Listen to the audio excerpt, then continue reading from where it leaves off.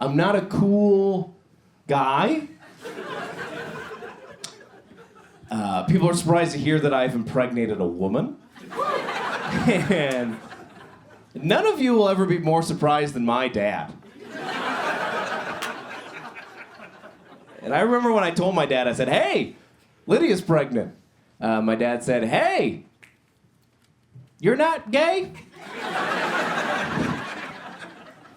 And as it turns out, my dad has always thought I was gay. And the number one reason he believes I'm a homosexual is that I've always preferred chicken to beef.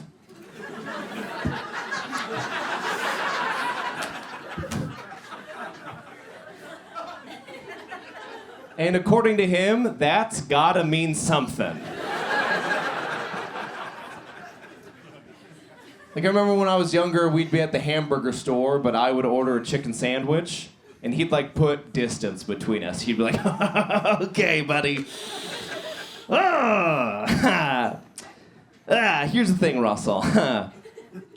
I just need you to be careful, buddy. You know, because I don't know if you know what they say about these fellas, right, that are ordering one too many chicken sandwiches.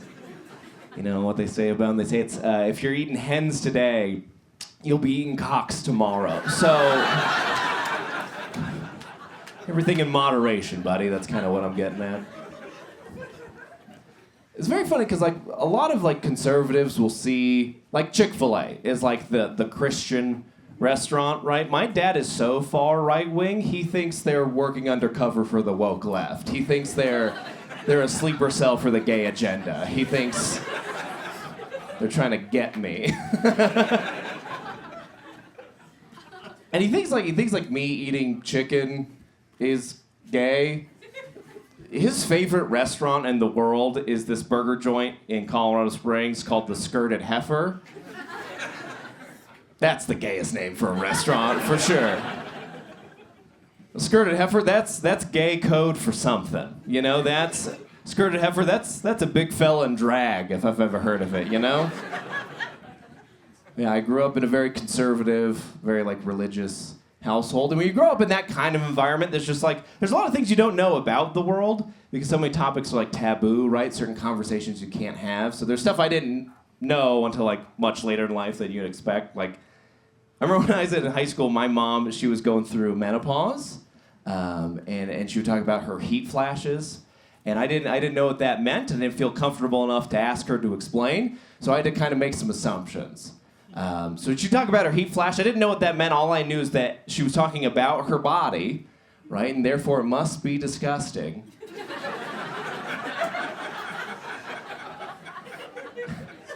And two, I knew we had a neighbor next door who's a dog breeder. And every once in a while I'd overhear him talking about his Rottweilers being in heat. So my mom told me she was having a heat flash. I thought she was just letting her baby boy know she was spontaneously horny all the time. I just catch her fanning herself down, and she'd be like, "Another heat flash." So I'm like, we are at church, you whore. What is going on right now? What is... And whore is in the Bible, so that is okay for me to say. That is fine. Yeah, I grew up very conservative, but I just want to let you guys know, just like me personally, I am just not that Republican anymore because I used a bidet for the first time recently, and that'll knock it right out of you. I'll tell you what, that will, ironically enough, that will shoot it right out of you, and it's effective. I mean, you guys saw Sam. You saw what it could do to a person. You know, it could turn you to the dark side. And yeah, I had not used one before. I had not seen one before. I was at my in-laws' house, and I sat down on that thing, and curiosity got the better of me, so I cranked it up to 100. And they had some good water pressure in this house, because I still have a concussion from when my head hit the ceiling. I was shocked. I was like, whoa. Whoa.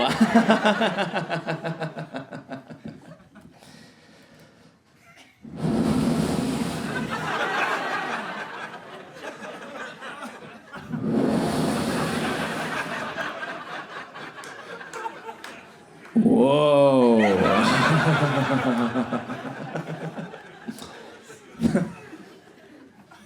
About 45 minutes later, when I stood up, and I wiped the sweat from my brow, and I looked myself in the mirror, and I said, you know what? Maybe love is love. Maybe these fellas have been onto something, I was like, whew, I really gotta call my dad. I think he might have been right about some of that chicken stuff. He might be a scientist, we'll never know. Yeah, it's a powerful conversion tool, the bidet. I had no idea. Like, I had an uncle who was saying some crazy stuff around Thanksgiving, so I got him a bidet for Christmas. And he was pro-Palestine by New Year's Day. So a fresh hole will bring fresh perspective. And that's... it's important today. But yeah, I'm not as Republican anymore. I've changed a lot over the years. A lot of that's thanks to my wife. She's really helped me grow and see the world in a different perspective. But not just like political changes. She's also helped me mature in just like little everyday life changes. Like I remember when she first moved into my apartment, she had to have a pretty serious conversation with me about my hygiene, because growing up, my mommy took care of everything for me. My mommy, my sweet mother. You guys remember that whore from before, my mom, and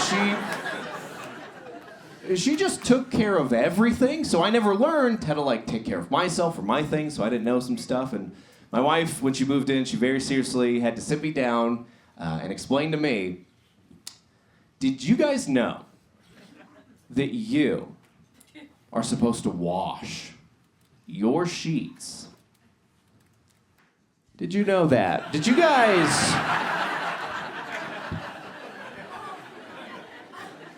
Do you guys know we're supposed to be doing that? I didn't... Mommy never taught me that part. I didn't know. I don't want you guys to think I'm gross. I am joking. I want you to know that I'm joking.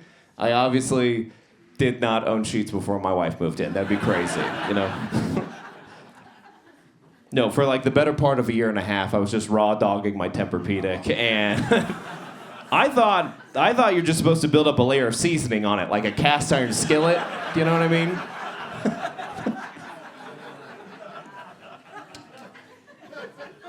And I gotta tell you, no one likes that joke, but I do. I'm gonna keep telling it. I'm gonna keep saying that. But yeah, my wife's incredible. We have a beautiful daughter. We have a little girl, and I have wanted to be a dad since I was like 14. I love kids. I love babies. I love being a father. More than anything, I love having proof that I've done it once. That's been huge for me. It's been very good for the brand to have proof from God himself, that I've been in there, right? And I don't know why I looked at you specifically. I don't know why. I haven't made eye contact with you once, and then right now, I kind of honed in. I'm sorry. Sorry I did that. But yeah, we have a little girl, and she's incredible. I'm a very nervous dad. I get very anxious.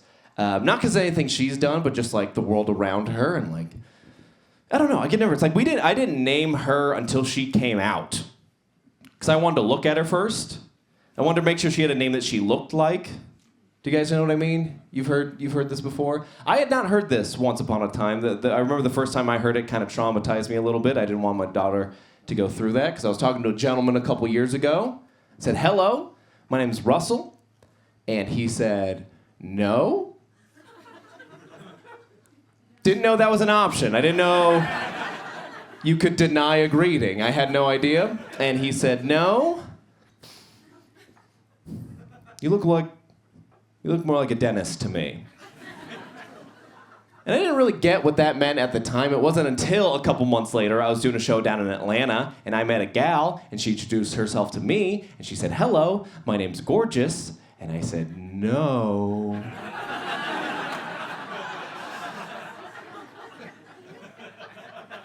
It's like, you look more like a dentist. Now I'm thinking about it, something.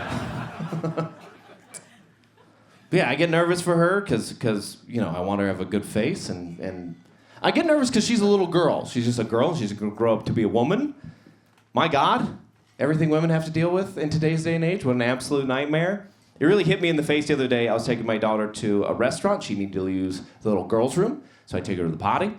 And in the men's room at this restaurant, but in a lot of restaurants around the country, you'll see a little poem for the boys, for the fellas in the men's room. And it's a poem that reminds us to not be disgusting pigs in the men's room. If you're not familiar, the poem goes, "If you sprinkle, when you tinkle, be a sweetie and wipe the seedy," right? So I'm expecting the same thing in the women's room. I'm expecting you guys have some kind of poem about basic etiquette, hygiene in the ladies' room. Like, our pipes are old, so please abstain from flushing tampons down the drain. Something like that, right? Something hygienic but whimsical. And that's not what I found at all. Fellas, if you've never been in the ladies' room, the poem that they have above all of their toilets, it went, if you're worried that you're being sex trafficked,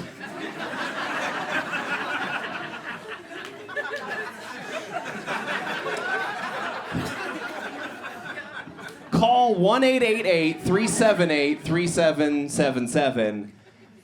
And that's when it really hit me. Ladies, that does not rhyme at all. That is bad poetry. And I don't know why they do it to you. They can't make it rhyme. They can't. You guys have pockets that don't work and your poems don't rhyme. And that's as hard as it gets for you, Three guys thought that was funny, and no. Three guys like that tag, and they listen to a lot of podcasts. No, but we have a daughter. I have a little girl, and I'm not worried about her. I'm worried about the world around her, but I'm not worried about her. She's incredible. Like the other day, I heard she's 5. My wife was helping her go to sleep. And I could hear from the other room, my daughter goes, "Mommy, I love you so much, I could hug you for miles and miles." I'm like, that's the sweetest thing I've ever heard in my entire life. I want a piece of that. So I go to my daughter's room, I try to get a hug, and she goes, "You'll never catch me, fat boy," and then she ran away.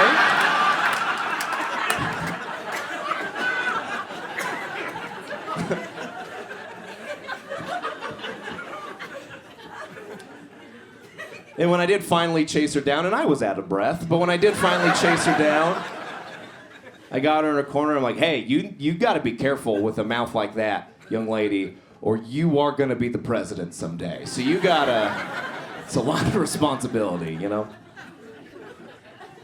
But she hit me with something the other day that, no, I've wanted to be a dad since I was 14. I've been thinking about every situation. I love babies. I love kids. I've read all these parenting books. I've gotten advice from uncles and all kinds of stuff. I was in a situation with my daughter the other day nothing could have ever prepared me for in the world. We were at the mall. My daughter loves the mall, which I think is very funny for a 5-year-old in 2026. There's not much going on at a mall right now, but she loves the mall. She just loves everything early 2000s. That's her whole vibe. It's her whole aesthetic. She loves the mall. She loves Hannah Montana. She thinks flip phones are cooler than smartphones, right? She's a huge supporter of the war in Iraq.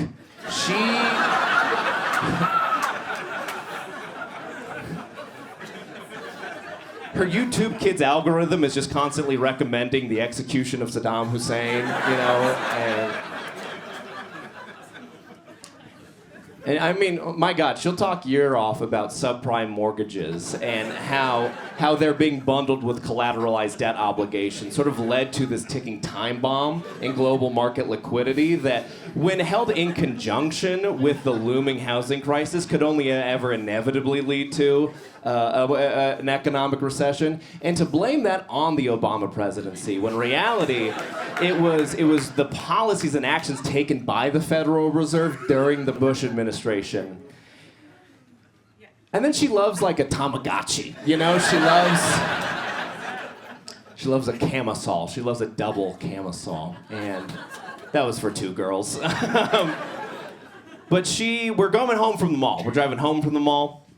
And in the car, she goes, "Daddy, I am afraid of black people." And tell me about it. I was shocked, and I was confused, and I'll be honest, my first thought was like, is there an episode of Bluey that I missed Is there an episode of Paw Patrol where, like, the police dog pulled over a chocolate lab that I slept through?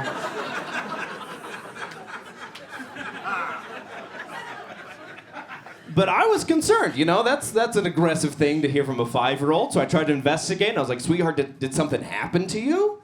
She goes, "No, they just freak me out."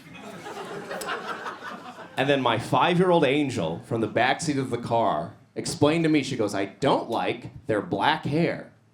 She goes, "I don't like their black clothes, and I don't like their skin." She said, "I don't like their pale skin." I was like, "Pale? Sweetheart, are you talking about the goths at Hot Topic at the mall?"